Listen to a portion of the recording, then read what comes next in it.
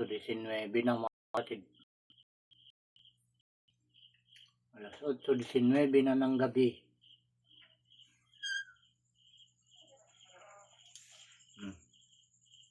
Tanggalin natin ito.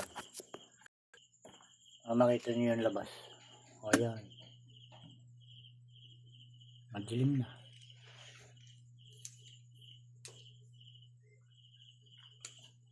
Pintuan namin. Ito yung kanya.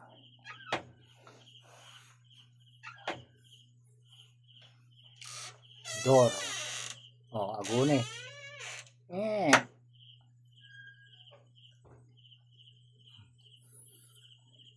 Yung picture ng nung anak kong nasa abroad. Siya ba yan? Siya. Gusto niyo makita. Lapit natin. Ayun.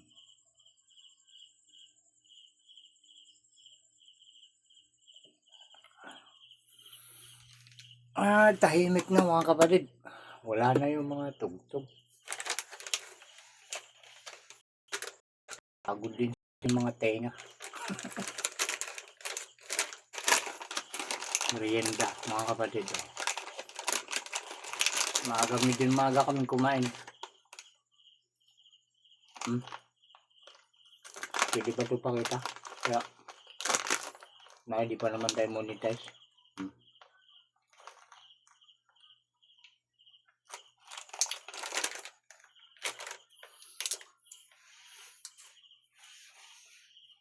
Mainit.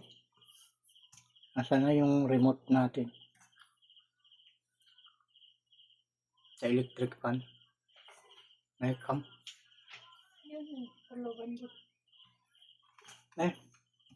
Sorry.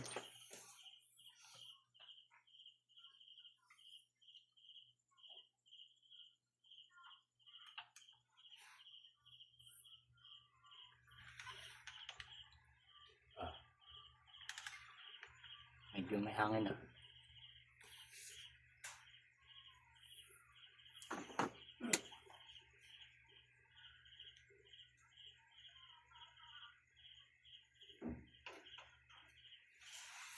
Binukas pa natin yung pinto para mainit dito sa loob ng kwarto.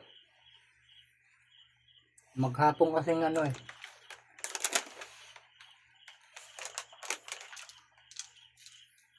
alam niyo naman ng panahon ngayon. Itong taon na to. Talagang sabi ng Pag-asa ang tawag nila? Ano yan? Yung El Nino. Pag tag-ulan, ang tawag? La Nina. La Nina ba? La Nina.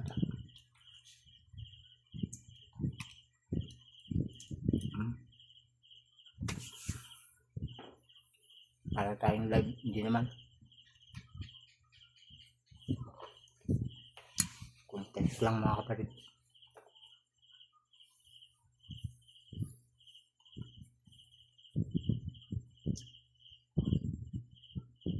Wala kasi akong na-record nga.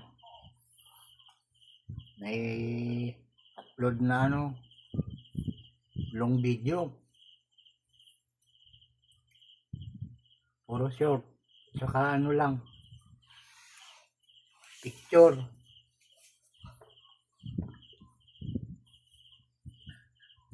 Yan, samahan niyo ako. Gawa tayo. 4 minutes na.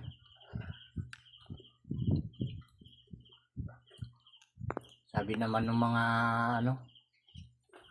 yung mga anong tawag doon, yung nag-a-advise ba, kalimutan ko tawag sa kanya.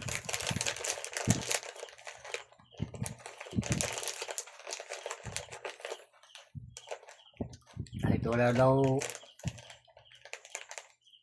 na kwenta-kwentang vlog, basta original. Di ba? Original to mga kapatid. Sariwa, tawag doon? Sariwang-sariwa. Kahit yung mga picture, may nagpapasa ng mga picture na ano, yung mga tag nila doon. Hindi ko matandaan kung anong tawag nila doon. Mga picture na ano, pag ini-upload mo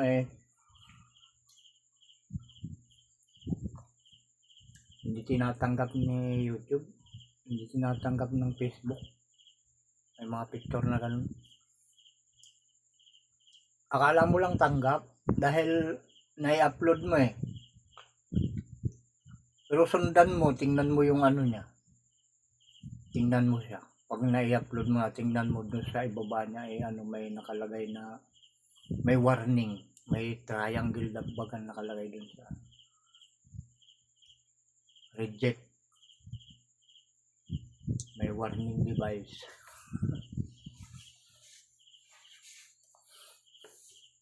Di basta-basta yung mag-upload ng picture. Yung kaya na sinubok ko yung picture na pinicture ko yung langit kanina. Tapos naglagay ako ng yung Bible verse. Hindi lang verse, hindi lang yung kapitulo linagay ko, talagang yung laman ng kapitulo at versikulo linagay ko. Dahil mahaba nga dinubli ko. Ito last ata yun, last na picture post naman, makita niyo. Sinubok ko kung hindi ma-reject dahil original ito kako. Kapipicture ko lang yung kasing mga picture na nagdaan na, yung mga screenshot. Pag ini-upload mo, halimbawa, nanonood ka, ini-screenshot mo, nakakita ka ng magandang tanawin, ini-screenshot mo, tapos ini-upload mo, ayaw nilang tanggapin yun. Kita nila yung pagka-screenshot mo, tapos makukuha mo din kung kailan yung video, yung yung picture na yun, kung kailan naganap yung pagpipicture. Lumalabas din sa nila, pagsusuri nila. Kaya hindi nila hindi original na picture hindi mo tunay na gawa. Yung pala ibig sabihin nung kailangan tunay mong gawa kung magpipicture, yung picture ang i-upload mo, kailangan yung bagong picture. Ikaw mismo ang gumawa. Dahil kita nila kung ikaw ang nagpicture yung number ng cellphone mo, yung pangalan ng cellphone mo, yung nakalagay doon. Tapos yung date. Tapos yung ang tawag doon. Yung picture mo nandun din. Lumalabas doon. Kaya pwede, yung ginawa ko nga kanina, maganda pala yung ganun. Sa mga hindi pa nakakaalam, dahil yung karamihan nakikita ko, kumukuha sila ng mga ibang picture ginagamit.